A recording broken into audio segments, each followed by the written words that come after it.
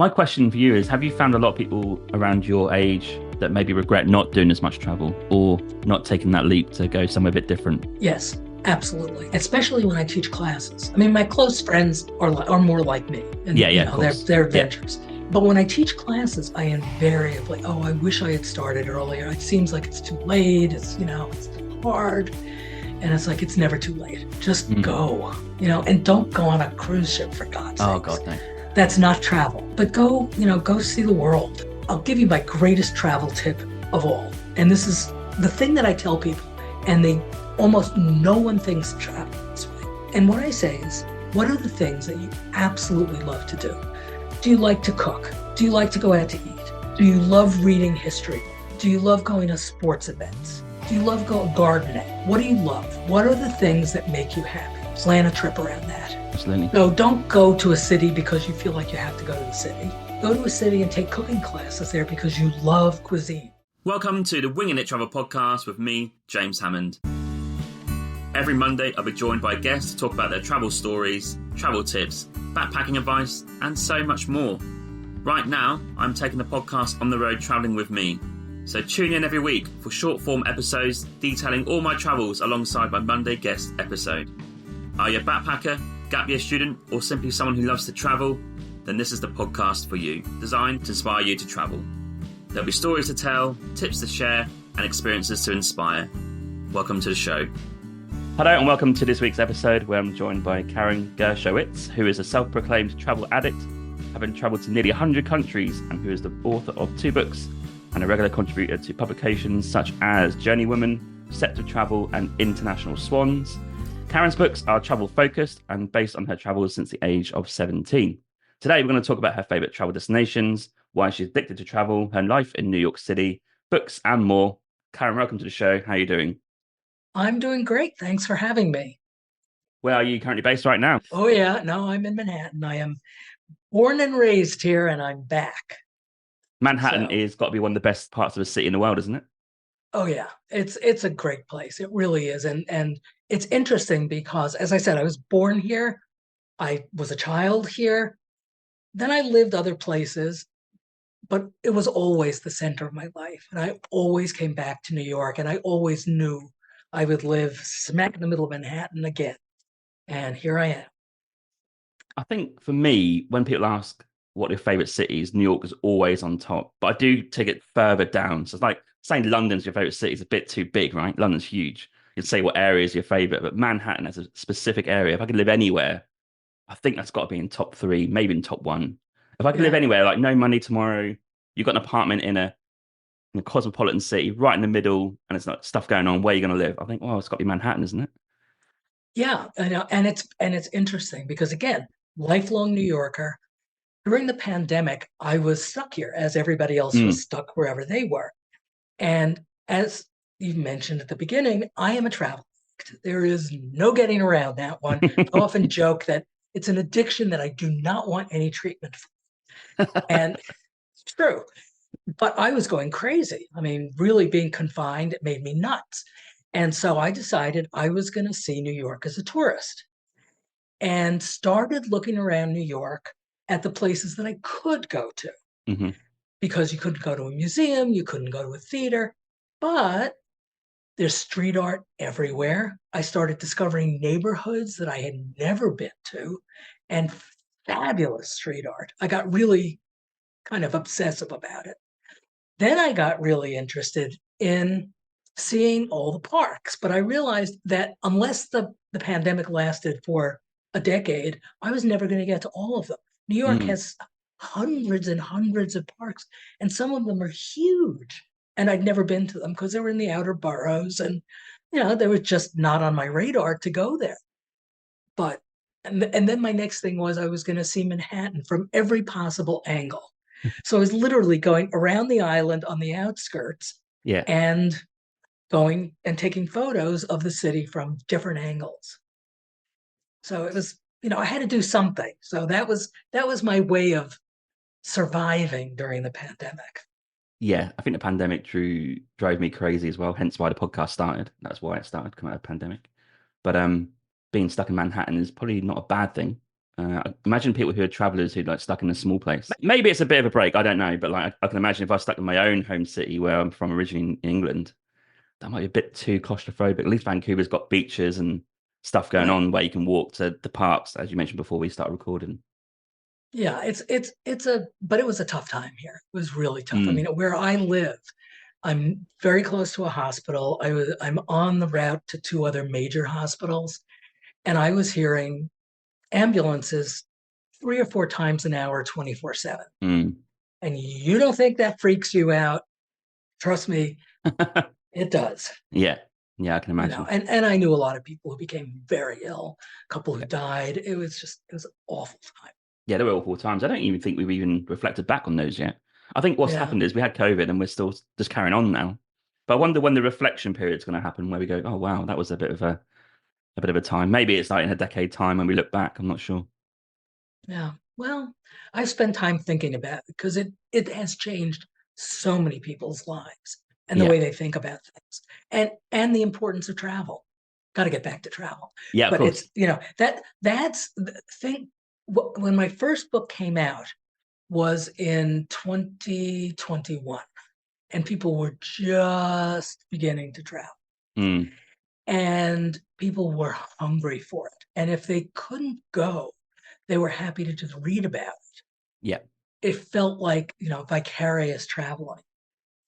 And even to today, people are still scared to travel Yeah. because of everything having to do with COVID. And I teach classes about travel and writing, and and people are still really nervous about it, which is unfortunate. And I'm, part of my mission in life is to get everyone to travel because I think it's the most A, fun, B, mind expanding, and it makes the world a better place because you really get perspective on things. Yeah. In our year trip last year, we did find it wasn't too busy. So that kind of correlates to your point about people not really getting out there yet. So that was at 2023. Also expensive. We haven't really traveled a stint since 2018, really. So I still had that, or 2019 to a degree, but I still had that mindset of what the prices were then. But going last year, really, maybe went to expensive countries, but it really like hit home. Oh, wow, this is not as cheap as it used to be. So that's a bit of a shock. But maybe they're trying to recover all the COVID losses from 2020 and 2021. Or just plain inflation. All that, yeah. Yeah, Okay. there is that. I accept, sort of. What can you do about that? I'm not sure. I'd like to go back to maybe some early days with my guests. Okay. So you grew up initially in New York City, but where did travel really come into your life, would you say? Because you, as we'll come to in a minute, you left at the age of 17, which is incredibly young when you look back on your own lives. But yeah, where was travel before that? Well, we went on family vacations, and it was for 2 weeks somewhere, and never out of. Well, we went to Canada, just due north. We went up into Quebec and Montreal, and to go see the, just a bit around the area, but not as much as you might think. But my mother had always wanted to travel, but because of illnesses and other things, really couldn't. So she would take me all around New York City to learn about the world without ever leaving New York, which is possible to do. And it was when I grew up, which was dating myself here in the 50s. And a long time ago, but even then, there were cuisines from all over the globe. There would be shows that would be brought in, dance performances and acrobats and, whatever you could name would show up in New York City, and my mother would make it a point to take me. We would go to the museums, and I got a sense of the world from that. And I was part of the baby boom, and they wanted us out of the school system desperately. So I skipped 2 grades, and my birthday's in October. I was 15 when I graduated high school. Wow. Which was way too young. I ended up going to college for a year. It was a disaster on many levels, and I won't go into it. Read the book, I'll tell you all about it. But I decided I had to get out of New York. And I worked for a year, saved every cent I could save, and decided that I would go basically as far as I could, which was across the ocean. Hmm. And I originally went to the Netherlands. I'd been accepted to the Royal Academy of Art there because I was an art student. Hated it, not because of the language, but because I had been in a very progressive art school where we were doing all kinds of really interesting things. And they were drawing from plaster models and bowls of fruit. And it was like, no, no, I can't do that. So I left after a couple of months. I was surprised I lasted that long. Went to London. And the very first day I was there, I met a slew of University of London students and decided this was the place for me. And I ended up spending 3 years there. I enrolled in the Sir John Cass College of Art, which gave me a temporary visa to stay, a student visa. And I ended up spending 3 years there. And I worked with a ceramicist who that was the only class that they had open by the time I got there. I had never touched a piece of clay in my life. And I fell in love with it. And the woman who ran the studio let me work in her studio in Surrey a couple days a week. So I got to really, have enough money to live on with what I had saved. And what year, can I ask, is this when you moved into London? I moved to London in 1969. So this is like almost towards the end of like the fantastic period of the 60s in London, right? Yeah, actually, it was 68. It was 68. I'm getting a year ahead of myself, but yeah. And it was amazing. I mean, things were just incredible. It was a fabulous place to be. I think I romanticize it with my partner Emma because I always hark back to the 60s because I'm like a huge Hendrix fan. So I'm like, Oh yeah, imagine being on that scene in the 60s in London. yeah. Well, and the Beatles and the Stones and Yeah, all everybody them. else, Yeah, and Mary Quant and Twiggy and the whole bit. It was quite the place, and it was cheap. The only thing that I always talked about was it was possibly the worst food I've ever eaten anywhere in my life. It was god awful. It has gotten way better, but at the time, it was dreadful. In fact, my favorite, and I have a story about it in the book, that you couldn't get a decent hamburger in London if your life depended on it. I mean, you could get Wimpy's, which was atrocious. And that was it. And then a restaurant called the Great American Disaster opened. And I think every American who's living in London went, oh my God, a real hamburger. And I would bring all my British friends, this is a hamburger, guys. The stuff you've been eating? No. But it was, that was a highlight of the food scene. So I can give you a sense of what things were like. surely you should be eating like pie and liquor and jellied eels if you're in London, right? The proper local food. Yeah. Oh God, it was just. I mean, I remember going to the refectory, and it was seeing all the food was white, brown, and gray. Oh That yeah. was it. And it was carb on carb on carb on carb. Hmm. And it was like, really, people, this is what you eat? It was cheap, I'll give them that. But it was, God, I'd never had a meal where I'd had potatoes made 3 ways, and that was sort of the basis of the meal. That's kind of what I eat now. Well, there you go. Boiled potatoes. I love it. Yeah. Habits die hard. But in that time, were you thinking just immersing yourself into London life, or was there ideas to maybe travel to Europe whilst you're there? Oh, I did a lot of trips to Europe while I was there. Because again, there were student deals that were insanely cheap, and I didn't care where I stayed. I'd stay at youth hostels. If I met someone and they said, "Oh, come visit," I took them up on it. I never Yeah. said no to anyone saying come visit. And so I got to see quite a bit of Europe while I was living in London, and I saw a lot of England. I would just take a train, take a bus. I didn't care what I did. I'm very curious. I started out curious. My mother instilled that in me, and I have it to this day. And if you're curious, you have to fulfill it somehow. And so I was, and that really, I really had the travel bug by the time I left. I came back to the States, basically because I was never going to get accepted into a university just because of it was impossible to do at that point. And I kind of felt that I had to get a university degree. I'm not sure why I felt that way, but I did. And I ended up in Kansas City, of all places. Oh, wow. Very different. Yeah. Yeah. Oh, yeah. And that was culture shock.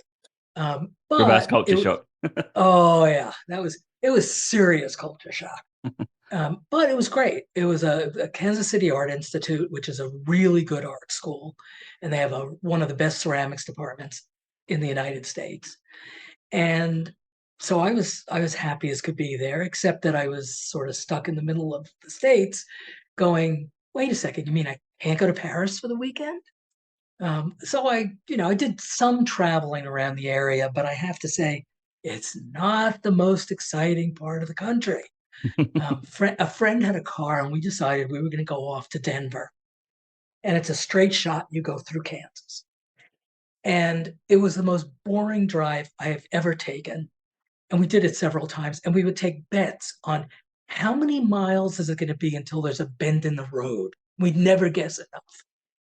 That sounds like our trip last year. We drove across the No, I-90, so it goes across. I-90. Yeah. Which can be at times very desolate.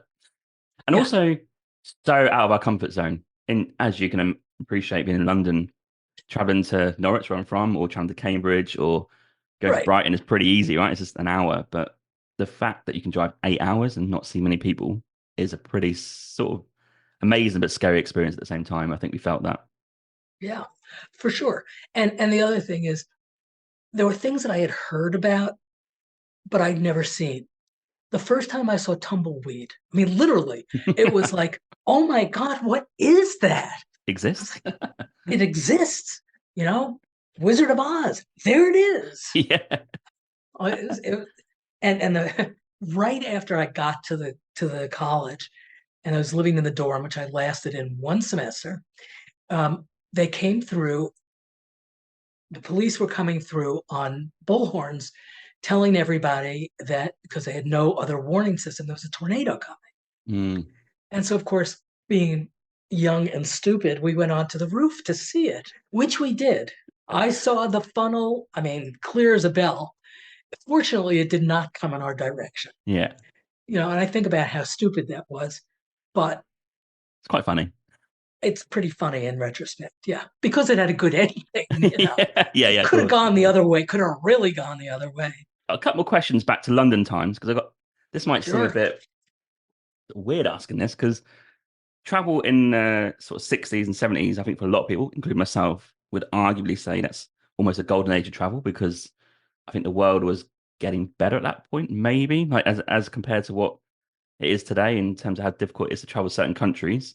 But what was the logistics like of maybe even just going to Europe from London? Like, I guess there was the Eurostar, was that not there at that point? I guess it was. Channel hadn't been built. So what was the logistics of doing, like, just going to Europe for like a week? Ferry. Take a ferry. Yeah. To Hook and Holland or to Calais. And then you just get like buses or then you get a train. Yeah. Or there were very, very cheap student flights. Right. They make Ryanair look expensive. Wow.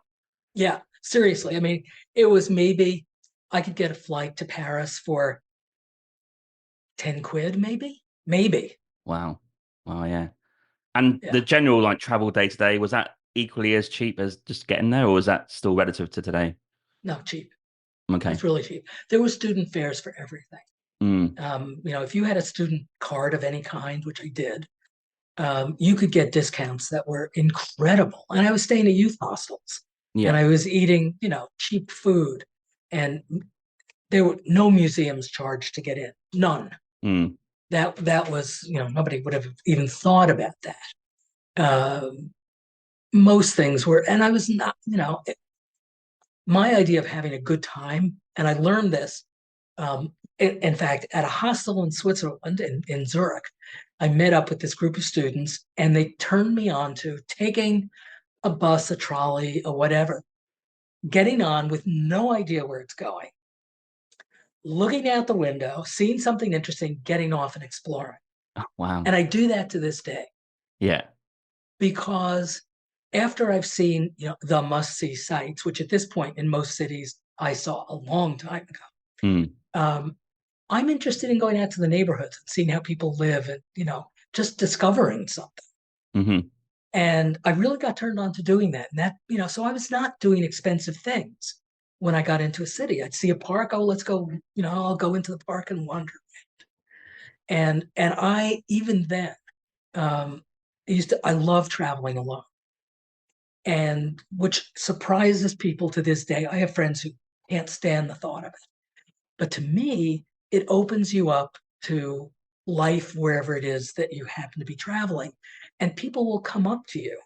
If you're with someone else, no one's going to come up and talk to you.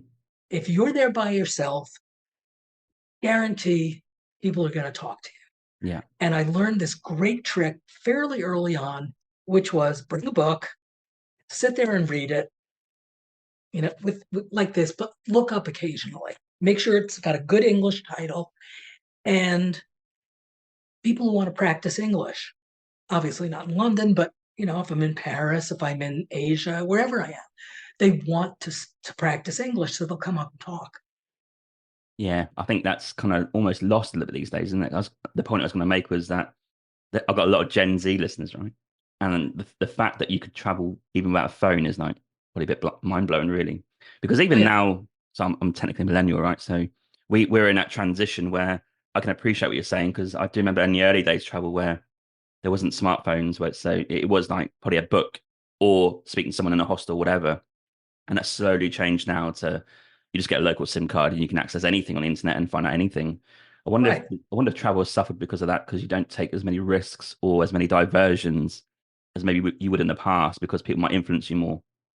I think that is true. And what I also think is people look at reviews too much. Yeah. Figure it out for yourself. Mm-hmm. Don't think about what other people say. Just go explore for yourself. That's the best advice I could ever offer anyone. And that's from a very long time of traveling. And to this day, people are astounded at how many people I talk to. Now, I will say the career I ended up in, which is an interesting transition, which was I was a marketing person, marketing researcher originally, and then a marketing strategist. And it required me doing tons of interviews and moderating focus groups and facilitating meetings. And I got to the point where I can talk with anyone about anything. Yeah. And I'm not afraid of doing it.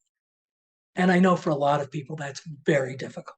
Sure. And I can't say that when I started, that was, it was in my nature to do that. Now it is. And I feel perfectly comfortable talking with anyone. And I'll do things like go into a restaurant. Now, this is something I will look up when I'm traveling now, and find a restaurant that has a communal table. And go to the communal table. Other people are going to be at the table because they're willing to talk.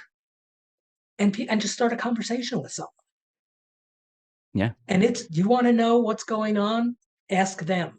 They're the locals. Forget about what's on the internet. That's too canned. Figure out what the locals are doing. Yeah, I think that's where you find the real information, right? 100%. Yeah.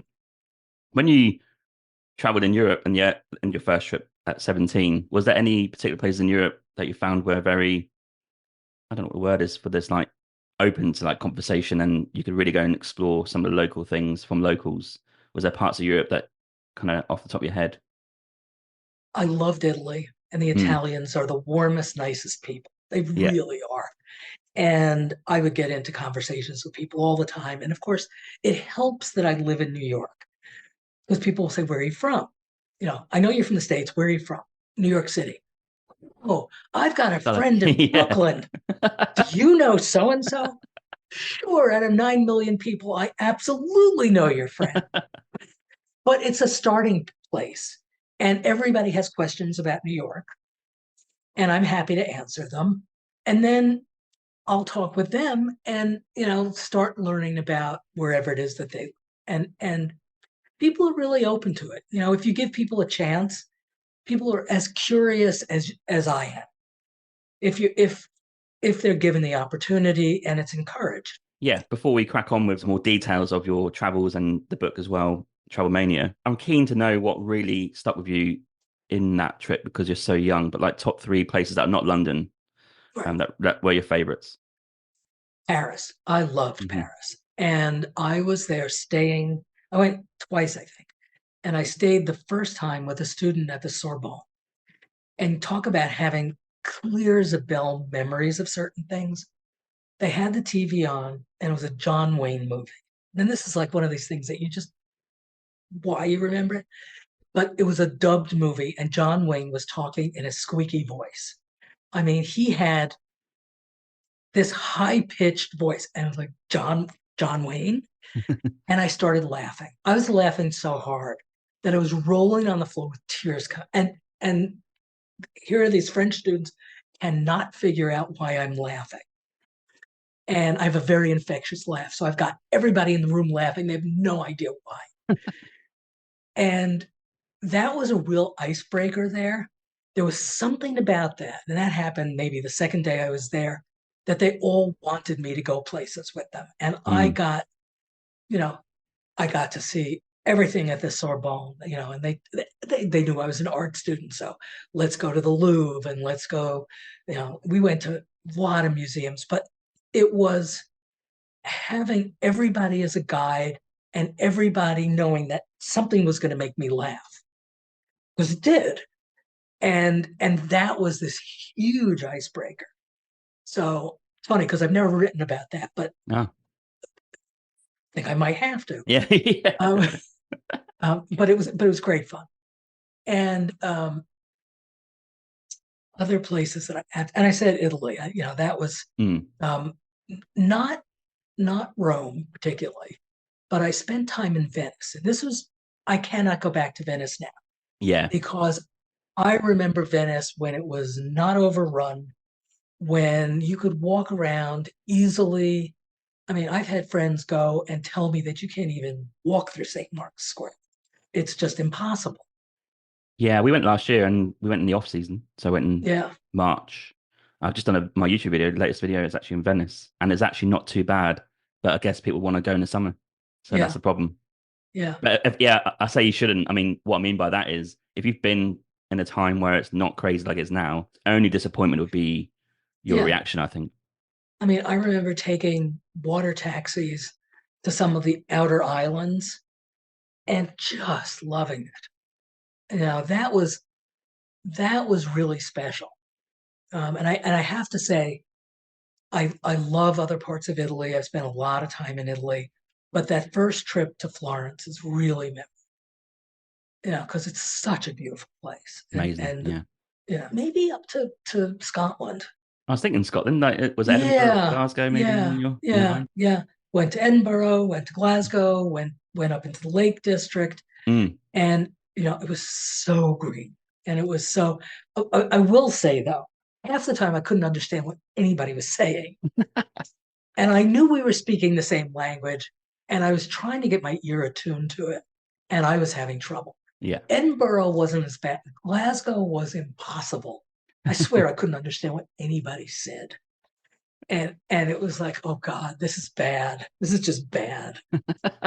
I think even us English do kind of struggle with Scottish, I must admit. Yeah. Did you visit my home city of Norwich at any point? I did. Went to the cathedral. And oh, did you? Oh, wow. Okay. I did indeed. And I had a good friend of mine was in Leicester, still is for that matter. Yeah. And he took me through the Midlands. Went to Hadrian's Wall, and we spent a week tromping around. Oh, wow. Lovely. Okay. It's quite rare I find someone who goes to my home city. Lovely. Yep. Didn't I'm telling you, I saw, and I've been back to England so many times.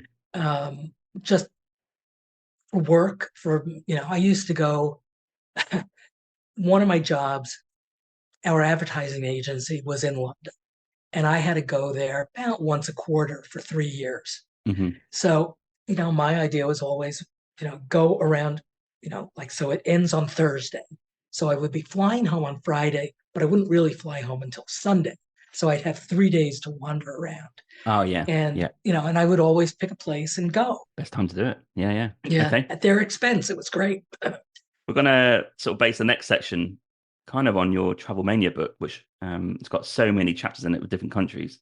So I kind of picked a few that really piqued my interest, and I think might pique the people's interest if you give like not too much information because people need to buy the book and read it, but maybe a bit of a taster. Obviously, you came back to New York. Now, in your mind, were you always thinking you would always come back and base yourself there eventually?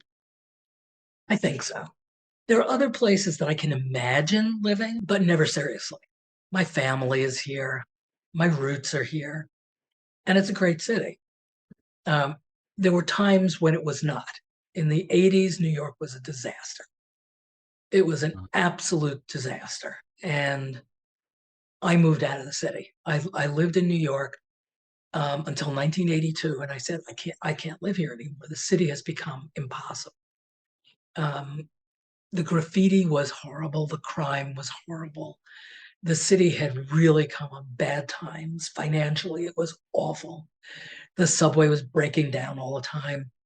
And it just was not working for me. And I ended up not moving very far. I moved to Connecticut so that I could come back into the city. Yeah. But actually living in the city at that point was way too difficult.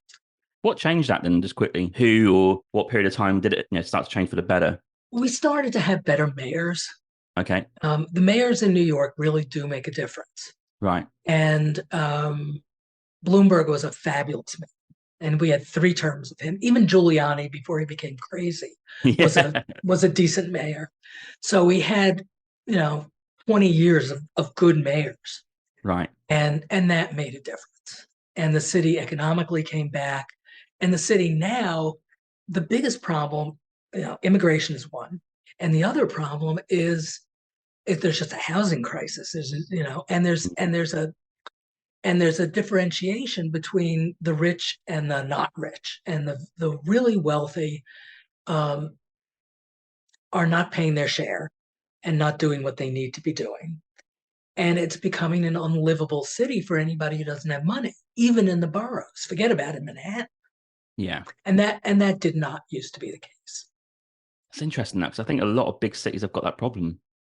Yeah. Vancouver's one, living crisis in terms of the housing available, but the extortionate rent that we pay and other people pay is crazy when you think about it. But yeah, it's just becoming like the city limits, like I guess your equivalent of Manhattan here, like downtown or even in the metropolitan areas, almost kind of impossible definitely to buy is impossible, but even to rent is extortionate. It's crazy how a lot of cities are going that way, and especially in Canada, like, Toronto as well. I don't even know how you get over that or how it turns around.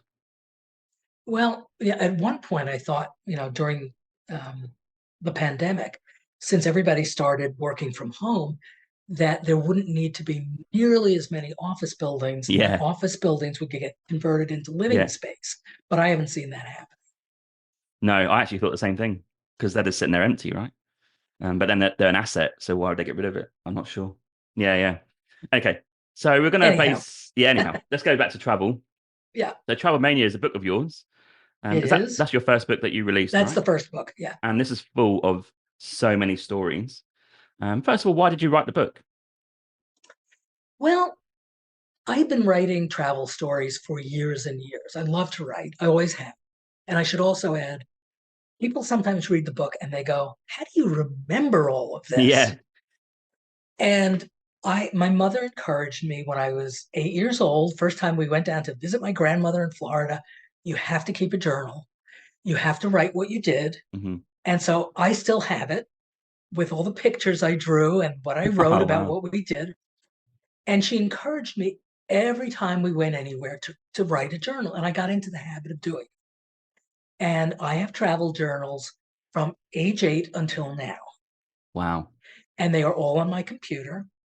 I can access every one of them.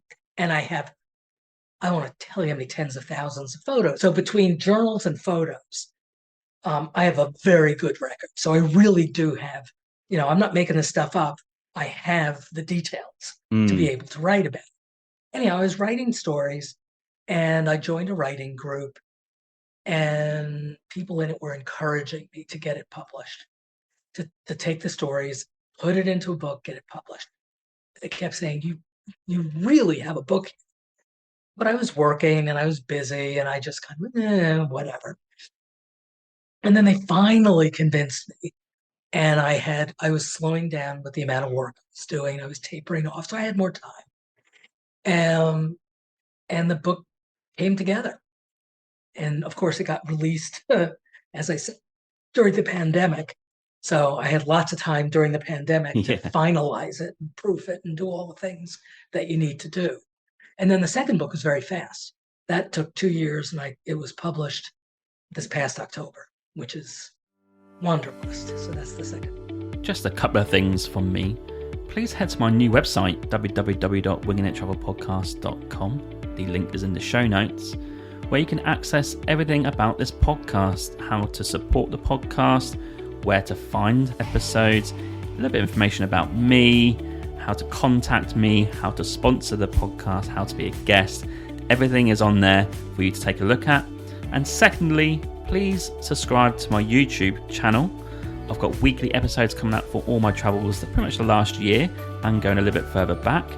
And of course, my future travels coming up in 2024. It'd be great to see you on there. It helps podcasts gain that extra bit of traction, and I'm really enjoying showing you my content I have from the last year or so. Thank you. Yeah, I'm in this phase now of writing my book because I've just done 10 years, I'd say, of work and travel, dotting around the world. And I think my memory's pretty good. So I'm like, well, before that goes, I need to get it all written down, right? So I'm in that phase of just getting it done because I'm fearful of that I'll just forget things. But then I have Facebook as a backup, so maybe it's okay. But yeah, I think we should get these stories out there because I think everyone's so unique in terms of their story, even if you travel the same place, that people might get something from it. Like for me and you, if we went to the same place, completely different experience. Absolutely. Yeah. And the thing about about both books that people have said to me, they love it because they can go pick around and, you don't have to read it. And it's chronological, but they go, oh, well, I've been to those 5 places. I want to read what she experienced. And they do. And they go, well, I'm thinking about going to these places, so I'll read about that. And people hop and skip around the book, which is perfectly fine. And sometimes people are, as you were, interested in what London was like in the 70s, other people will be interested in what certain places were like decades ago. Yeah, that was my next point, actually. My next point was, for me, I will obviously buy the book and read it. It's the nostalgia and the unknown of traveling before. I always hark back to this. I'm bored of saying it, is like the pre-smartphone period and social media, where I can probably see someone's travels from 7 years ago. It's probably on social media. I could probably search for it, right? But someone who's traveling in the 90s backwards, I just think, oh, what was it like? How did you get from here? Who was that person you met? Do you even know where this person is anymore? What was that like during that time? It's just a period of time of those 4 or 5 decades, post Second World War, where, what the hell was it like traveling? Oh, yeah. Yeah. It was a very different experience than it is now on many, many, many levels. I'll give you an example. When I was in Europe in the 70s, I could look at a group of people and I could tell you what country they were from without them saying a word. Everybody's shoes were different. Their clothes were different. Now everybody's in jeans and sneakers. Yeah. Really. But I used to be able, that person's Dutch, that person's German, that person's Italian for sure. No question about it. And all I'd have to do is look at the shoes. Got a weird story to relate to that in terms of what I read or listened to, and it's so left field, not for this podcast, but I was watching a podcast episode with an old football hooligan, right, from the UK. So in the UK, back in the 60s, 70s, and 80s, it's pretty hardcore going to football because there's a lot of fighting and stuff like that. Right. But those guys made a point that going to Europe in those days, because you play European teams in the cup competition, that, part of the football experience was the football and maybe getting in trouble with the locals. But they said what we actually saw there was different fashion, different things. So we'd go there, we'd do our game, come back after the weekend, and we come back with all this gear that they're wearing, because they don't know what is available. This is from Italy. This is what they're wearing over there. So they come back with different types of fashion stuff. It's a weird combination of, you've got these hooligans talking about fighting and going to football and getting in trouble, but then saying, but culturally we learned a lot, look, there's this sort of food, they wear this sort of clothes. It's just a random thing. Yeah. But absolutely true, because you couldn't miss it because it was so different. Yes. Yeah, absolutely. Yeah, that's amazing. Okay, I'm going to delve into some chapters that I got from your website. Go for it. Okay. we've talked a little bit about the 60s already. I guess my question, you kind of said the fueling the passion, and you went to London in 68, 69. Was the early part of the 60s just kind of building up? I don't know, you're thinking to going like, because 17 is so young. So when you were like 12, are you thinking, No, oh, no, like, what was the build up in the 60s? You think trying to build the passion, or was that it wasn't. no? It was all those years of my mother taking me to, Mm, foreign restaurants and museums and performances and going, on trips around the area. But I did not have the travel bug. In fact, if I'm truly honest, and I say it in the book, so it's not, I'm not giving anything away here, but I left to escape home. I had a father I didn't like very much, and I wanted to put right. an ocean between us. Mm. I mean, that was more the impetus for it than I want to go to, than I want to travel. Very interesting. Okay, people need to read the book for that reason. Okay. And we talked about Yeah, London 1971. Were you also a bit gutted to leave London at that point? I could have stayed longer, Mm. but I at that point it was like, yeah, if I'm going to go back to university and not be the oldest one, I need to go now. Yeah. You kind of forget that, don't you, back in the time? Like you Yeah, miss a year, like, oh no, but they're like a year younger. But when you look back, you think, oh, it's only a year. But I think at the right. time it's a slightly big difference. Yeah. Yeah. I Hmm. mean, again, because I was so young, I came back and I was sort of at the same age of my peers. Yes. Yeah. Yeah. I was coming in and I was not in a different age range. Yeah. But if I had waited a few more years, We talked about London and 60s, that's fine. So the first one is a bit different, is capturing Japan in 1974. So I've got a few questions here. okay. Because Japan post Second World War, I guess they're rebuilding the country and their status in the world. And 70s would have been what, 20 to 30 years afterwards, right? So what was it like as a country accepting tourists? Because you always get the impression they're kind of closed for a while for tourism. And it's still now just about opening up even more. But yeah, what was your Yeah. thoughts there? Well, the reason I went to Japan is part of what made it interesting. I was studying ceramics, and my professor, the first summer that I was at the university, at the college, went to Japan to visit all of these very famous potters all Mm. over the country. And he came back with these great stories and almost no photos. And he brought back pots, but he no photos. And I thought, gee, I want to see what this looks like. And had no money. Trust me, I had no money. And I was like, okay, so how am I going to possibly do this? And I convinced the university that they really needed photographs, and I'm a good photographer, that if they paid all of my transportation and the film, and I would go and follow in his footsteps and take really good photographs that the university could keep. And they agreed to it. And my professor, who was an interesting guy, who was about 6'5", huge guy. I have a photo of him, and another student decided she would go with me. And I have a photo of him with the two of us and an itinerary of where we were going to go. And a lot of them, because they're ceramic studios, were in the wilds of Japan. We're not talking, I mean, I was in Tokyo, I was in Mm. Kyoto, but mostly I was in small towns where there was no English at all. And, I would have written instructions in Japanese how to get places and show them to people and hope for the best. Yeah. And, but we managed to get around. And I would show them the picture, and it was very funny because almost to a person, they would look at it and they'd go, "Oh, so Kansas City." I was like, "True," and it was like, "Yep." And so we were accepted because he had been there the year before, Right. and so I got to see a Japan that very few Americans got to see. It was pretty remote. Were you surprised into the locals? Were they like, what are you doing here? Or why are you here almost? Well, at the youth hostels, they were always surprised because what are these Americans doing here? Mm. And and they tried to be nice, and we tried to communicate. And I always laughed because the friend I had traveled with took Japanese lessons, which mostly consisted of she could say hello, and then after that it was done. I mean, her Japanese was useless, but we managed to get around, and people were surprised when we showed up at the ceramic studios because we had this photo, and he had given us this fancy certificate because they love, fancy certificates with a seal on it and a ribbon and all of this stuff. We were accepted. But we had some amazing experiences. In one of the studios, now only men threw on a potter's wheel. Women did not use a potter's wheel. They would decorate, but they would never throw a pot. And we're in the studio, and somehow I asked one of the potters if I could sit down and throw a pot. And he looked at me like I had two heads. And, and I sit there, okay.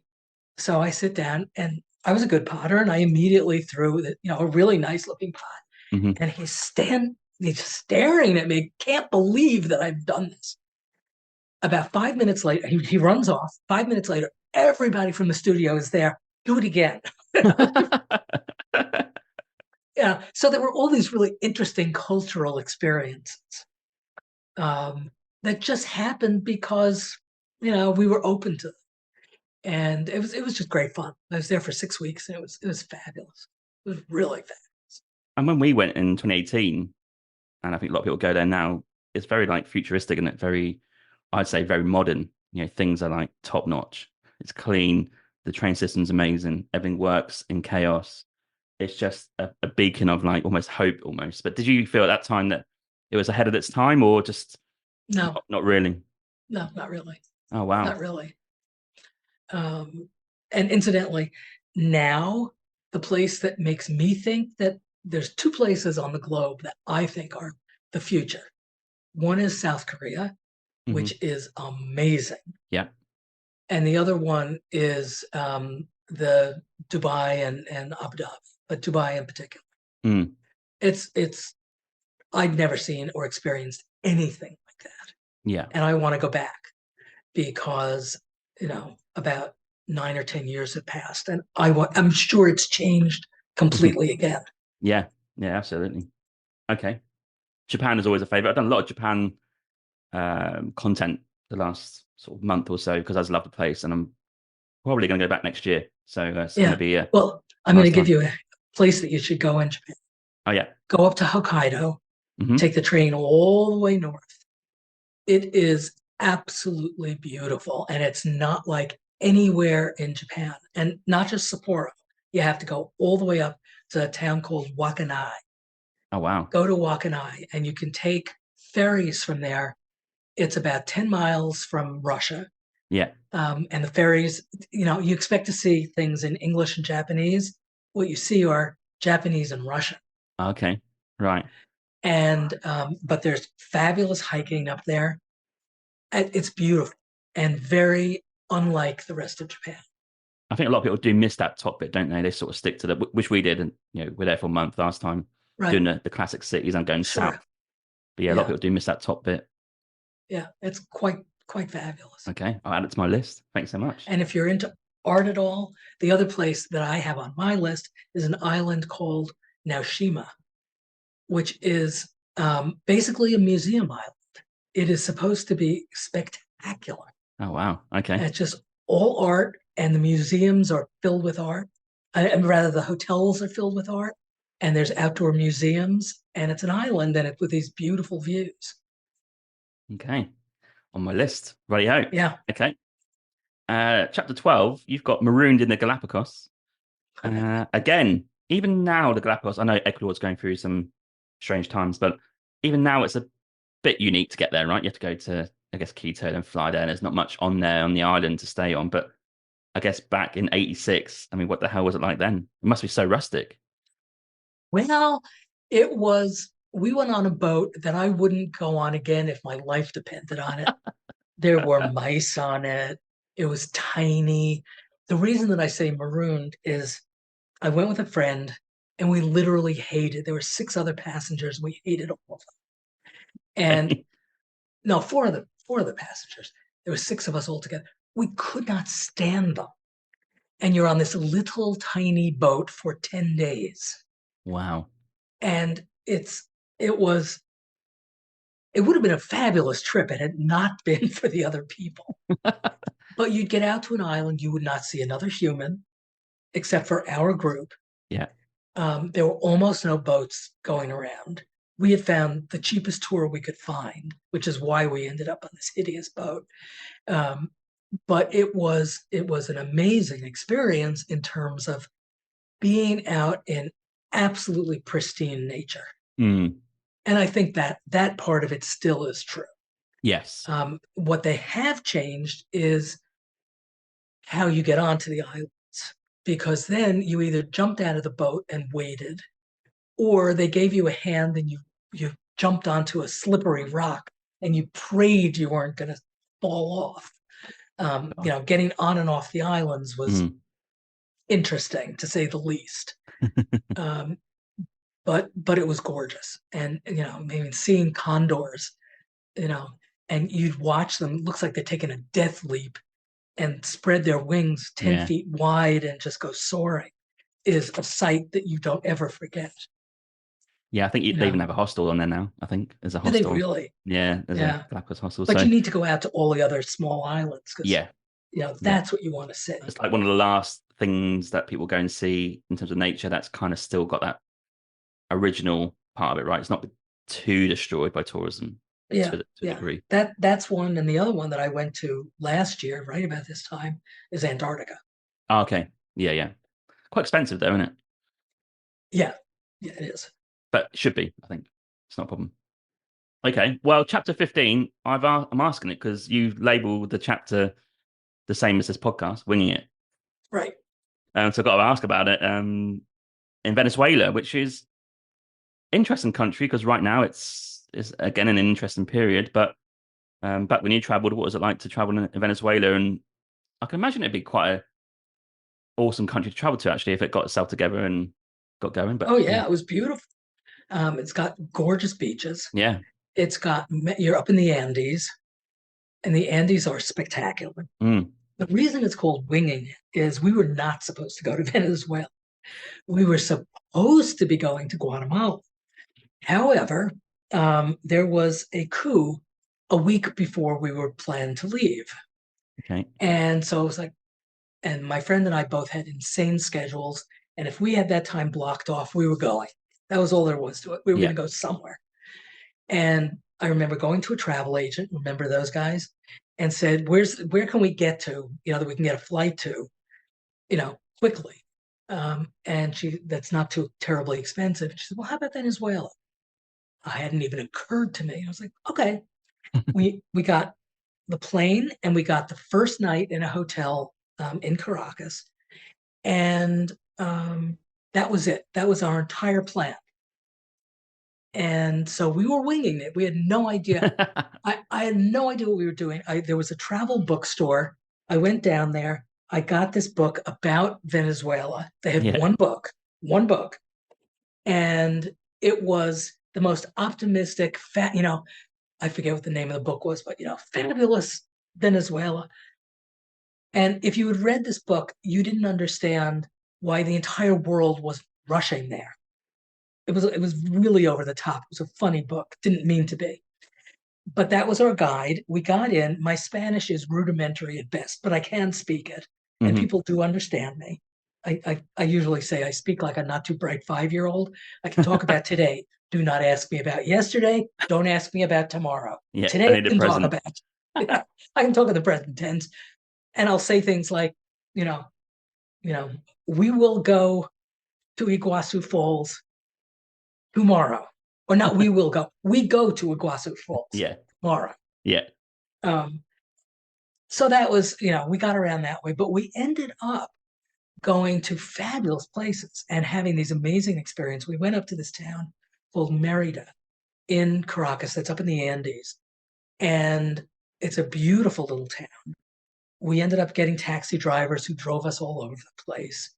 There were tons of Italians there. We got invited to a wedding, an Italian wedding. Had some of the best Italian food I've ever had. Then we went out to, I can't remember the name of the islands, Santa Maria. Anyway, we went out to one of the islands that had these beautiful sugar white beaches, no one on them. We were there alone. It was great fun. It really was a good trip, but we're making it up as we go because we truly had no idea I knew nothing about the country. Best way though, isn't it? Yeah. There's two reasons to name the podcast, but that is like one half of it is, sometimes you do just need to go somewhere and have no plan apart from the day you're in and see what happens. There can't be a bad way to travel like that. Maybe not for like a year, but maybe for a week or two. Why not? Yeah, I do. I do things like that all the time. So, but that was, I had never been to a country where I knew nothing about it. I mean, I knew they spoke Spanish and I knew there was oil. If you asked me anything else, I knew nothing. I tell you what, even now, like I know there's lots of literature about it and I've not been. I think there's only a few things I know. I think people don't appreciate the country with geography as it's right next to the Caribbean. I think Trinidad and Tobago is literally over the water.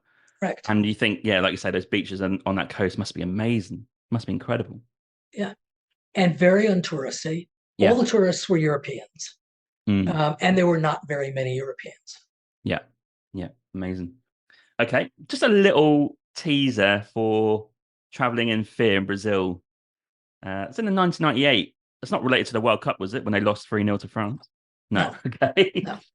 In case the population would go mental and they're unhappy. But no. Brazil, I went on a business trip.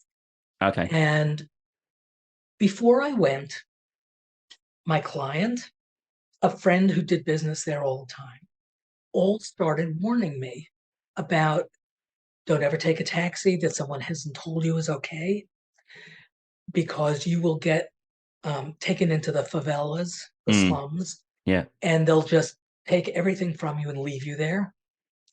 Don't have any jewelry on at all under any circumstances. Don't do this, don't do this, don't do this. And I kept going, I live in New York. I know how to take care of myself. No, you don't, not in Brazil. And I first went to Rio, and it was gorgeous. I mean, the beaches were spectacular. And I was there on my own for a long weekend, had a fabulous time. And then I went to Sao Paulo, which is where I was doing business. Sao Paulo is a massive city. Huge. And they had put me up, which I thought originally was a nice idea. I was working for a big company in the best hotel in Sao Paulo. That was a mistake, because the second you walked out the door, you were a target. Of course, makes sense. Yeah. I'm not going to tell you the rest of the story. Yeah. But it was the only time that I've ever been afraid in a city. And I've been all over the globe. Yeah. It was the only time I've ever been afraid. And it was the first time that I understood why there are tourists who come to New York who are terrified. I get it. Yeah. Part of it is all the stories you hear, and then being somewhere that is so different. Yeah, it's interesting that, because I used to live in London, right? But I think London is the same as New York, where you do need to be a little bit aware, look after yourself. I got mugged, etc. So I always think, well, it can't be as bad as the London times when I got mugged, right? So I think that gives you a bit of a fearlessness about places. That's quite interesting you say that, because you have that sort of Manhattan background about looking after yourself. I kind of had the same with London, so I don't really fear anywhere in any city, but maybe just a bit of naivety on my part. I'm not sure. Part of it is that you do have street sense. Yeah, absolutely. Yeah. And I'm really not afraid, but I was afraid. And I ended up eating all my meals in the hotel. Yeah. Because they had essentially said to me, if you go out and eat on your own, you're going to be a target. It's like anything I wanted to do, you're going to be a target. Okay. Wow. Okay. Yeah. Let's go to a very different place, Tibet. Chapter 34. Yes. So when you were going to Tibet, were you thinking in your mind, it's just somewhere I've got to go to now because it's going to start to change? Or was it always an idea to go there because you do read about Tibet in the old days, about how like monks walking around everywhere? It's like very idyllic, the sort of holy grail travel. Like, what were you thinking in 2007? I had always wanted to go to Tibet. Mm. It was somewhere that was really on my radar for a long time because it is known as being such a different culture. Yeah. And I was afraid, and I am still afraid, that it will not be. The best line I heard was talking to our guide, who was Tibetan. And I said to him, "What do you think the future is going to be like here?" And he said, "There will be a Tibet, there will be no Tibetans." And which is extremely sad because it's Yeah. a beautiful culture. And there Mhm. were still tons of monks walking around. I mean, there were monks everywhere. I happened to go there during a week that's the big celebration during the year, and people come in from all over the country to celebrate. Mhm. And it was an astounding experience. I mean, there was one day that I was with a group and they all went off somewhere, and I said, "No, I just want to hang out." That I just hung out near the main temple that's in the middle of the city and just people watched. That was all I did for the day, and took photos. And I have to tell you, it was one of the most incredible days I've ever had. It was mind boggling.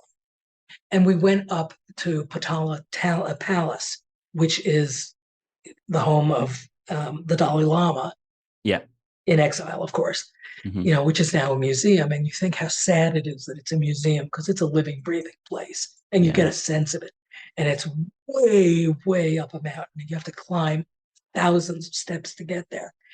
And it is just, you can feel the spirituality in the place. And it makes it doubly sad.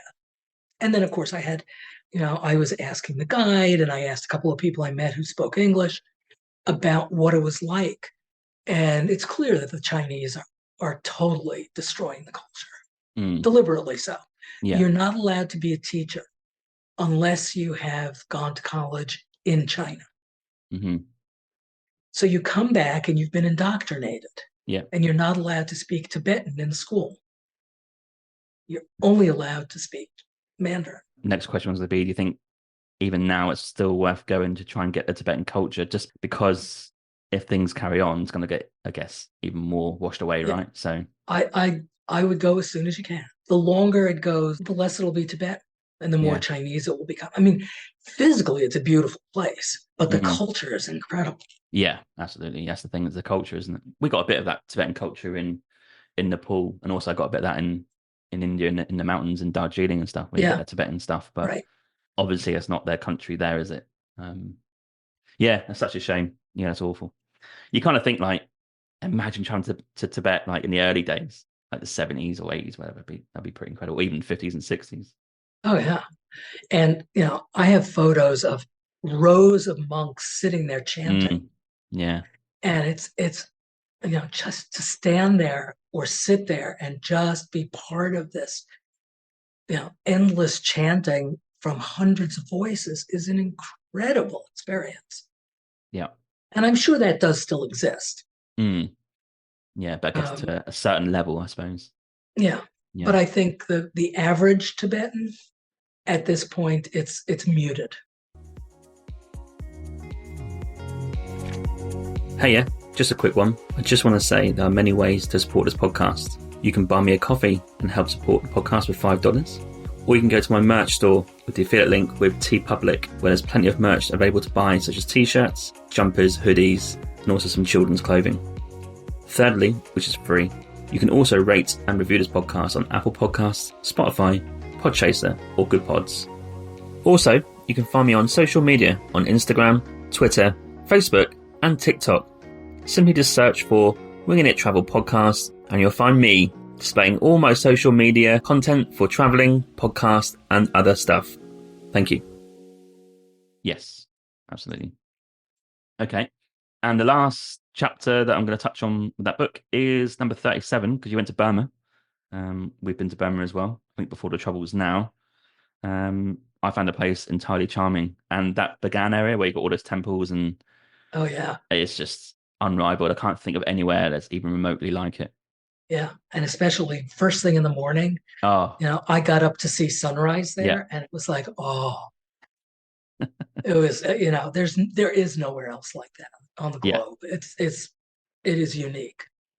Yeah. Yeah. And what do you think of the current status now? It's a bit of a shame, isn't it? But I'm glad that It's people are sort of not putting up with that. But I was saying to Emily the other day, I don't want to go into politics, but sometimes when military takes over, like what can you actually do? Because they've got guns, drones, planes, whatever, yeah. right? Yeah. Well, it was very interesting because a lot of what I write in that chapter, um, part of it is about the beauty, but also about at that point, and I think it's still true, they're not part of the world financial system, or Oh, has that right. changed? Oh, I don't know. You Hmm. well, when we went, there was nowhere that you could exchange dollars or any other currency legally. Oh, right. Okay. Oh, what do we do And then? so, Huh. I can't remember. Yeah. yeah, and you couldn't Yeah. use a credit card anywhere, Mm. no credit cards. No. And their trading partners were India and Russia, Hmm. and I guess China to some extent. But they drove on the right because they decided they didn't want to be, once they were their own country and not British anymore, Yeah. they didn't want to do what the British had done. So they wanted to Fair. drive on the right. Yeah. However, they trade with India. They get their cars from India, who drive on the left. Yeah. Yeah. Yeah. So they're driving with the steering wheel on the wrong side. And all these crazy things. They have computers, but they were not because, and they were getting them again from India, couldn't nobody would translate um, anything into Burmese. So all the programming they had to do in English Mm. because they were not officially allowed to work with Microsoft or any other, Oh, company yeah. to have the software in Burmese. Hmm. And it made it very interesting. And I was on a tour, and the first day we got there, the tour guide took us to a money changer, black market, and the first thing was you had to have perfect bills, and they examined them. If they were so much as folded, they wouldn't take them. Hmm. They had to be perfect.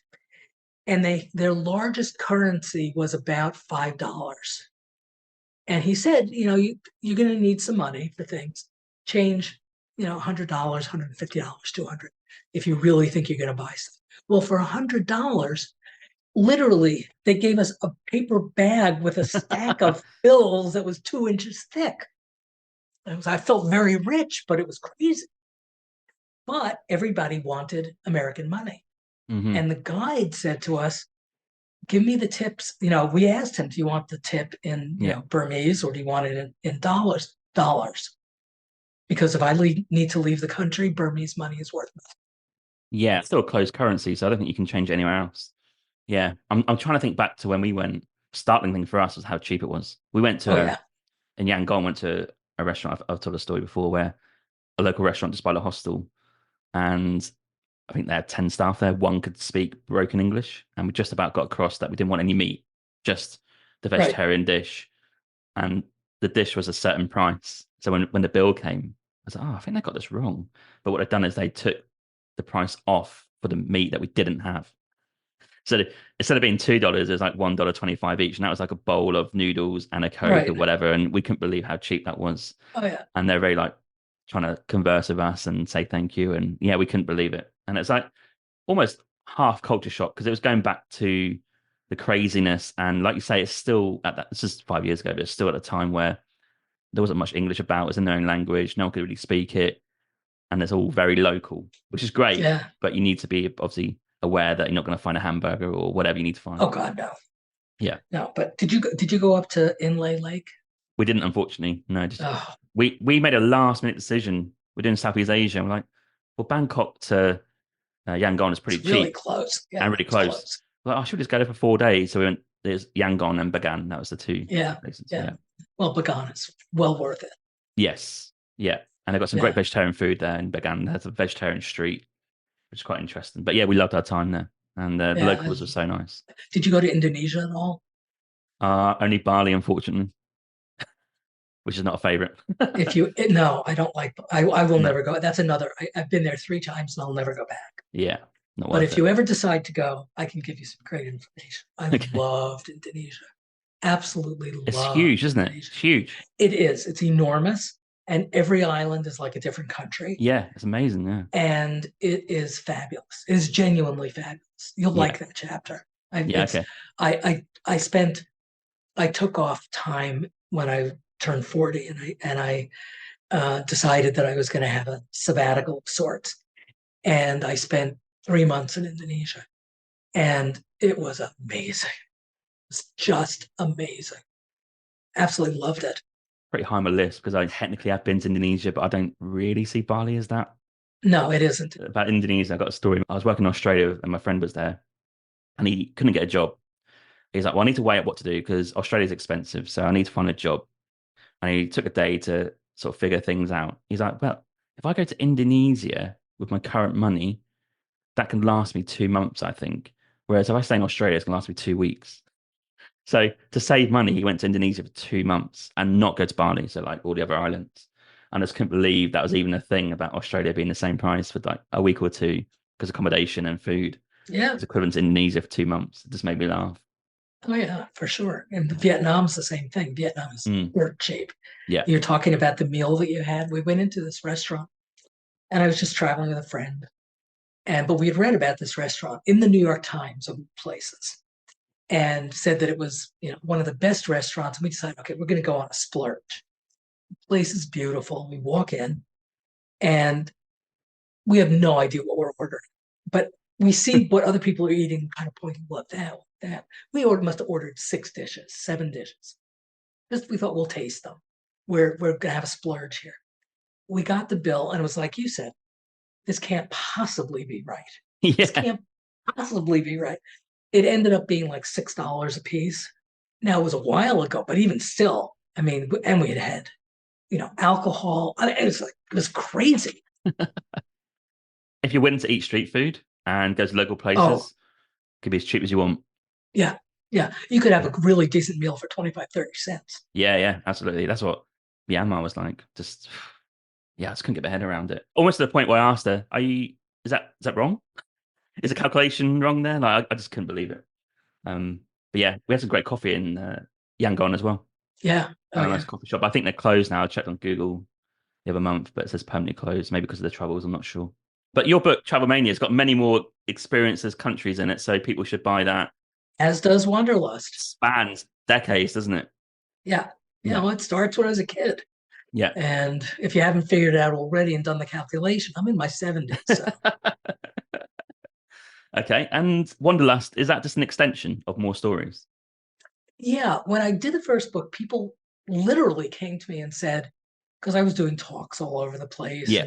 And I said, God, these stories are amazing. We want to hear about food. You have such great food stories. Write food stories. Then they said, you've been to some of the most outrageous, places that are at the ends of the earth. Write about some of the strangest places you've been to, and then write about interesting people. So that was what the book became: people, places, and food. And so they're stories that are really focused on those 3 things. Arguably the best 3 things. Very much. I guess that's kind of your travel philosophy, right? Because you're trying to get into the local areas, speak to local people, understand their life, what they're saying. And that's kind of what I get as a sense from you, is that you're willing to really put yourself out there and speak to anyone on your travels. And that kind of translates into your books and to your stories that you have. I'm sure you got loads more you haven't written about as well, I'd imagine. Oh, yeah. Well, it's funny because after I wrote the first book, it's like, I'll take a break for a while. And then people truly started saying to me, you have such great stories. You really have to write another book. And I started making a list of stories I could write. And I realized I have enough for 3 or 4 books. Oh, wow. Okay. If you travel enough, you have stories. But I'm writing the next one, and the next one's going to be it's a travel book, but very different. And I'll tell you what it is because it's an interesting. Yeah. I said I've been teaching a lot of classes, and a lot of them have been with seniors. And I said before that people are, particularly since COVID, very nervous about traveling. Mm-hmm. And it's too difficult. It's too hard. I'm old. I don't want to do this. And, I'm happy to stay home. And they can think of every excuse not to travel. They can't remember how much great fun it is. And so I started interviewing people I know who are 55 and older and getting their travel stories from now, from the age they are now. It's not the same as when I was 20. It's not the same as when I was 30. But you know what? I have a great time traveling. Yeah. And I have friends who are giving me fabulous stories about travel at an older age. And I want to encourage people to not stop. Oh, that's interesting because you always hear, I guess, travel through the lens of a younger person, right? Maybe. I think that's probably dominates a lot of travel stories. My question for you is, have you found a lot of people around your age that maybe regret not doing as much travel or not taking that leap to go somewhere a bit different? Yes, absolutely. Especially when I teach classes. I mean, my close friends are more like me, and Yeah, of course. they're Yeah. adventurous. But when I teach classes, I invariably, I wish I had started earlier. It seems like it's too late. It's it's too hard, and it's like it's never too late. Just go, and don't go on a cruise ship for God's Oh sakes. God, no. That's not travel. That's that is not travel. No, it's not. No, I've got plenty of great things to say about that. Yeah, well. Yeah. But go, go see the world, and if it doesn't have to be, and I'll give you my greatest travel tip of all. And this is the thing that I tell people, and almost no one thinks of travel this way. And what I say is, what do you love to do when you're home? What are the things that you absolutely love to do? Do you like to cook? Do you like to go out to eat? Do you love reading history books? Do you love going to sports events? Do you love going gardening? What do you love? What are the things that make you happy? Plan a trip around that. Great advice. Yeah, absolutely. So don't go to a city because you feel like you have to go to the city. Go to a city and take cooking classes there because you love cuisine. I think I need to do that more, actually. I've traveled to a few countries. Yeah, specific travel, not just arriving and winging it all the time, which I do like. Don't get me wrong, it's part of the podcast and part of your story as well. But maybe be a bit more specific. If I'm going to go to Italy next, for example, right, I'm doing a cooking course. I'm doing it. Yeah. Because I love food and I love it, Italian food. So yeah, that's a great tip. I've done a few sporting events, but yeah, I totally agree. Yeah. Yeah. I mean, last spring, I took a 10-day cooking class in Tuscany. And we went to food markets and we went to unusual restaurants. And, it was wonderful. And I did it through the cooking school and they arranged the whole thing. I didn't know anybody when I went. I made a whole bunch of friends because we all had something in common. And we would cook these fabulous meals and eat them. I got to tell you, it was great fun. Okay. And what is next for you on the travel horizon this year? Well, I have a couple of short trips. I'm going out to Seattle and then I'm going down to Galveston, Texas. Then I am going, got to get the order right. I am going to Spain, to San Sebastian and Bilbao. Lovely. And then I'm coming back and spending a few days in Amsterdam, just because that was the way the flights worked. So I figured, well, why not? I've been in Amsterdam in a long time. And then I'm coming back, and a couple of weeks later, I am leaving for Athens, and I am taking a cruise, not a river cruise, a cruise, but it stops at all the islands. And we end up in Istanbul, and I'm going to spend a week in Turkey. And I have a friend there who I'm going to go spend time with. Great food. Yeah, and fabulous food. And I love the market. The Grand Market is like, the bazaars and stuff. Oh. Yeah, the bazaar. And not finished yet. And then I'm going to Mexico for a couple of weeks up in the mountains. And then I am going out to see the Balloon Festival in Albuquerque. Okay. Yeah. And then I am going to Norway because I want to go see the Northern Lights. And I'm taking. Oh, yeah. Yeah. So, and that's what I know about. There's a few more that are possibilities. It's a great busy year of travel. I love that. Well, I mean, the truth of it is, and this is, I always traveled a lot. You have to understand that. I mean, I went into business so they would pay my travel. Yeah. And I got to see the globe. But I've always traveled. My goal was always to travel once a month. Oh, wow. So is that either business or leisure? And part of this, and part of what I'm doing actually are assignments. I'm getting paid. Yeah. So, because people now that they've read the books, I really do contribute to different travel magazines, and they're very interested in sending me places. So, hmm they make arrangements with tourism bureaus. I used to ask the question, right? If you were to put a percentage on the year of being at home to travel, two parts to it. What do you actually currently do? And what would you like to do? What do you think the percentages would be? 60 home, 40 away currently. And that's about what I want. That's about what you want. Okay. So 60 at home. Yeah. Yeah. So you also agree that home is also an important part of travel because you obviously need to love coming back. Otherwise, wouldn't you always want to be not at home? You just want to go Yeah.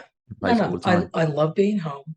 I want to be with my friends. I want to have my space. I want to have time to write. I do a bunch of volunteer work that I'm really committed to doing. And I have a dog. Poor dog will forget who I am. Yeah. It's key. Yeah. Okay. And you mentioned before that you contribute to certain publications. Can you talk us through who you contribute towards? I think Journey Women's one of them. That's quite an interesting one. Journey Women is a really interesting organization. It's been around for, this is the 30th year, big celebration. Yeah. And it is for women who travel solo who are over the age of 50, who happen to be demographically the most important travel community there is, because we spend the most money and have the most time. And we are totally ignored by the travel industry. So it is the goal of Journey Woman to serve, I think there's 35,000 members, 40,000, something like that. It's large. To serve them, but also to advocate on behalf of this group of travelers. Things like stop with the solo supplements, single supplements, because they don't really need to do that often. And other things. And it's a really good organization. It's free to join. And even if you are not a female over 50, it's worth looking at because the resources are incredible. And I contribute very frequently to them. I get, I don't know, 6, 7, 8 things published there a year. And I'm on their editorial board and I'm on their speaker bureau. So that's one. Perceptive Travel is a literary travel magazine. And I've only had a few things published there, but the editor and I get along very well. And so if I write something and send it to him, it usually gets published. And then there is International Swans, which is a publication about women in the arts. And so that's not travel, but I write regularly for them. Just professionally, so are you just writing books, publications, and are you still doing the marketing stuff, or is that now finished? No, the mentoring that I'm doing is with an organization in the States called SCORE, and we are mostly retired, although some people are still working, executives who mentor entrepreneurs, startup businesses to help them be successful. Okay. And so I mentor a whole bunch of people, and that's where I use my marketing skills, and I teach a lot of webinars. That's part of the reason I need to be home, is because I teach about a webinar a month. Okay. And so, and I'm teaching classes in journaling, and I'm teaching classes in writing, so I do a lot of teaching. The travel portion that you do per year, that's all leisure, or some of it's for your writing? Oh, a lot of it's for writing. Yeah. So you get like assignments and stuff like that. Yeah. Amazing. I imagine a lot of people listening is like the dream job almost, right? Getting paid to travel and then write about it and then actually travel. I mean, that's pretty cool. The reality is, and I'm going to be totally honest, please, I could not live on what I earn from my writing. Okay. Right. In Manhattan. Okay. In Manhattan. There isn't a hope I could live on what I earn from my writing. On the other hand, it does help me to travel more than I might. Yes. Otherwise. That's a fair trade-off. Yeah. Yeah. You've got to accept that. Yeah. Okay. And where can people find you? So maybe like websites, social medias, LinkedIn's. Well, my name is Karen Gershowitz, and my website is karengershowitz.com. Can't get any easier than that. I am on Facebook. I am on LinkedIn. I am on X or whatever it's called these days. I'm on Instagram. Basically, if you want to look for me, I'm there, and it's under my name. And where can people buy books? Anywhere. Anywhere, basically. So Amazon, Barnes and Noble, Barnes and stuff like that. Noble. Yeah. Waterstones in UK for UK listeners. UK is a little tougher. Okay. But what you can get is a Kindle edition. Kindle. Yeah, of course. Okay. Well, I'll put some links in the show notes so people can access all that stuff and contact you and buy easily from you. It's been an engaging chat. So I'm going to finish the episode with some quick fire travel questions. These are normally some of your favorite things you've seen worldwide in your travels, and you've been to a lot of countries in a lot of different times. So I'm going to kick off with... It's travel question time. You're probably not going to like some of these questions, but I'm going to do it anyway. Top 3 favorite countries. Wherever I'm going next is one. Okay. Truly, that's my first. Yeah. I love Greece. I've spent a lot of time in Greece and I really like it. And England, just because I have a lot of friends there. Yeah. And I go back at least once a year just to visit. So that was actually pretty easy. Good start. Okay. Top 3 favorite cities. New York, London, got to be up there. Mm-hmm. That's really a tough question. There's a lot to tie for third, including Vancouver. Oh, yeah? Yeah. Mm-hmm. I like Vancouver. I like Seattle. I really like Paris, but for different reasons. Mm-hmm. I would never want to live there. I liked Auckland a lot. Auckland? Oh, interesting. Yeah, okay. I liked Auckland, and I have friends in Auckland. Mm-hmm. There's a lot of cities. Okay. What about top 3 countries that do the best food? Oh, that's easy. Italy. Yeah. Italy is number 1 for sure. Vietnam, I would say, is number 2. And then Turkey could be up there. Okay. Turkey's got fabulous food. It has. Yeah, I'll go with it. But Italy's number 1. Got it. Are you a coffee drinker? Oh, absolutely. You got to be if you're in New York. So give me top 3 countries that do the best coffee. And then I've got another coffee question afterwards. I'll go back to Italy. Italy makes fabulous coffee. Yeah.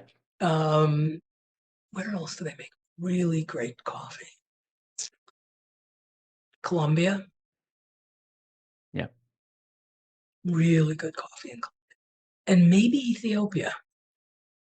Would make sense if it's started there, right? Coffee, I think. So, yeah. Yeah. Okay.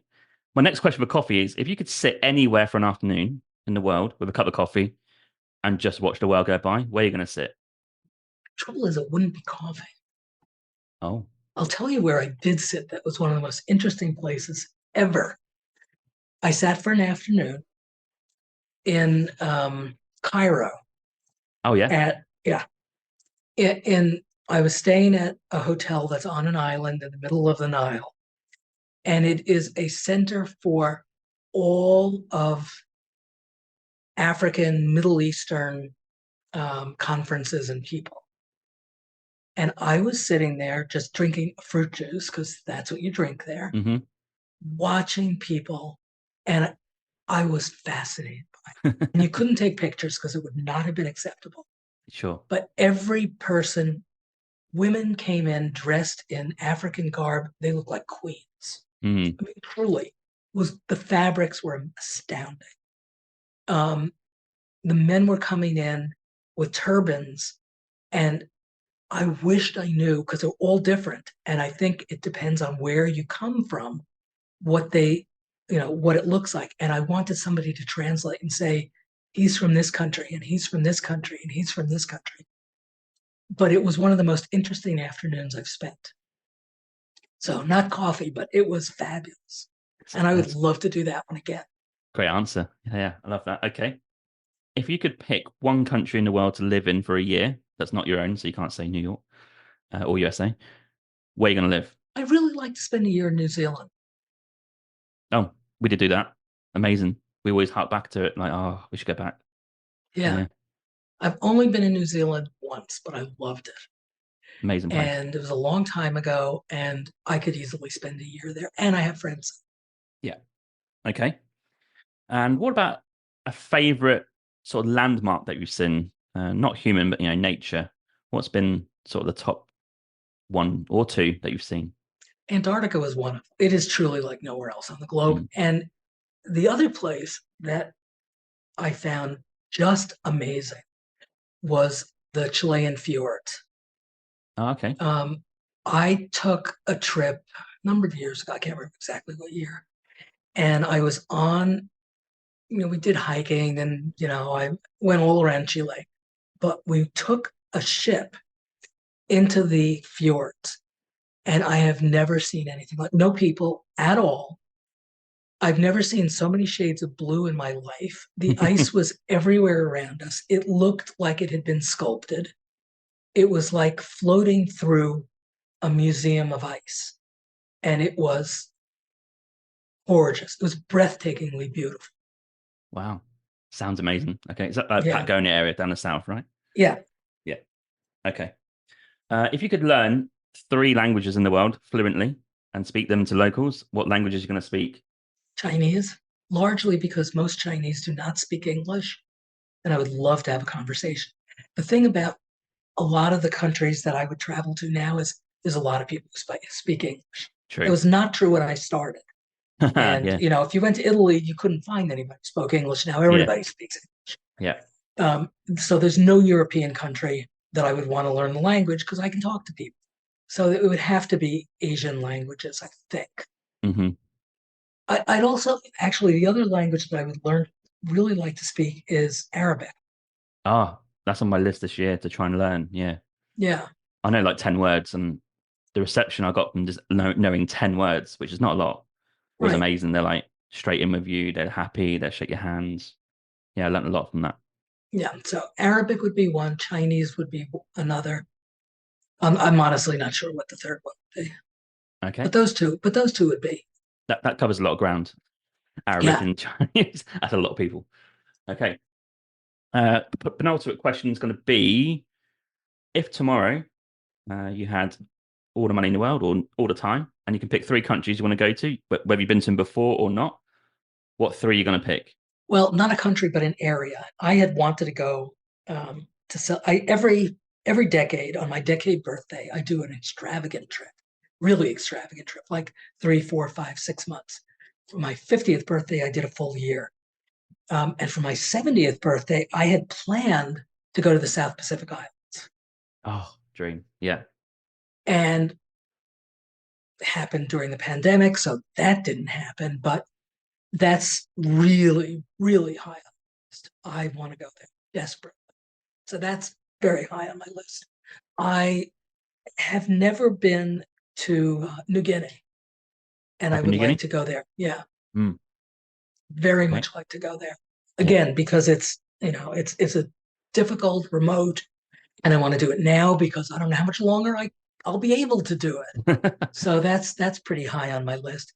Okay. And then I would really like to go back and spend time in United Arab Emirates and go see some of the other ones. I just saw Dubai and Abu Dhabi, but I would really like to go to some of the others because they're all supposed to be quite different and really interesting. Okay, that's awesome. And the last question is going to be, what are some of the words of wisdom you can give to someone who's a bit scared of travel, or like you say, just a bit fearful of going? What can you say that maybe could encourage them to take the leap and go and either take a long trip, a big trip, different trip, a short trip, anything travel based? Yeah. Start close. There's always things near you that are interesting that you haven't seen. You don't have to go across the globe to find interesting things. And as I said before, plan it around something that you really love. Because if it's something that you're passionate about, the rest of it will fall into place. You'll meet people, you'll have a good time. I told this to somebody who really was, very reluctant, but a real sports fan. And I said, I'd never even been to England. I said, go to England and go to a rugby match. Yeah. Go to a cricket match. Yeah. Go to a sport that we don't have here. And start asking questions because you're going to be smart enough. I couldn't do it. I'm not a sports person. But go ask questions. If you don't think people are going to want to educate you, You're going to make friends just by doing that. And you'll have a great time. You don't have to go and see the Tower of London if it's going to bore you to tears. You're not a history person? Don't do it. Go do the things you care about. Do you know what? That's such great advice. I don't think I've really heard that on the podcast, and it's so true. Because I think I've been guilty of just going to a place just because it's, got to go there. Right. Yeah. I really like that. So, Karen, that's been a great episode. So many stories, and I feel like there's 100 episodes we could do with different stories, but we've got a taste of what you can offer in terms of countries you've been to, the books you've got, and also some of the stories should provide some wanderlust to my listeners. So thanks for coming on. Oh, it's been my pleasure. It's been great fun talking. Thanks, Karen. Appreciate it. Thank you for listening to my Winging It Travel podcast episode today. You can find me on Instagram at James Hammond Travel or Winging It Travel Podcast. You can search for both. I release weekly clips of this podcast episode, as well as photos from the last 8 to 10 years of my travels. You can also follow me on TikTok, Facebook and Pinterest by searching Winging It Travel Podcast. I do release daily content to do with travel and the podcast throughout the week. Also check out my website, jameshammond.org. There's content about myself, my travels, and there's also a newsletter sign up as well as a contact form. Finally, please rate and review the podcast on Podchaser. This is my platform of choice. Alternatively, you can rate this on Apple or wherever you get your podcasts from. This really helps the podcast gain a bit of traction for the future in terms of guests and content. And I'm glad to see that you guys are listening out there, reviewing it and enjoying the content so far. Stay safe, stay humble, keep listening, keep traveling, and I'll catch you soon. Cheers, James.